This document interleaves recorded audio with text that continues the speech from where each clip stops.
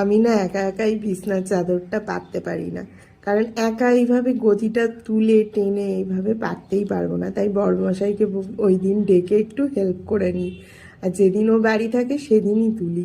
আর বড়মশাই যায় রেগে, ও বলে তুমি নিজে দাঁড়াতে পারো না, ঠিক করে পারো না, তোমার এত কিসের দরকার কষ্ট করার, এমনি একটু যায় করে পেতে শুয়ে নিলেই হয়, তোমার বাড়ি কি আর লোক আসছে দেখবে, এইসব বলতে থাকে। কিন্তু আমি শুনি না, আমার যেন বিছনার চাদর টান টান না হলে হয় না।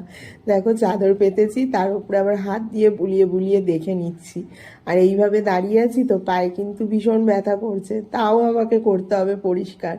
এই জন্যই বড় আরও রেগে যায়। এবার চাদর তো পাতলাম, এর ওপরে আবার মেয়ের দেখো না কত পুতুল, সেই পুতুলগুলোকেও আমাকে গুছিয়ে রাখতে হবে, বালিশ ফালিশ সব গুছিয়ে রাখতে হবে। অ্যাকচুয়ালি আমি তো এই ঘরের মধ্যেই বন্ধ থাকি, ওই জন্য না ঘরটা বেশ সুন্দর করে গুছিয়ে রাখলে আমার মনটা খুব ভাল লাগে। যেহেতু বাইরে বেরিয়ে বাইরের কোনো কাজ করতে পারি না, তো ঘরের কাজ করে না সেই সময়টা পূরণ করে ফেলি।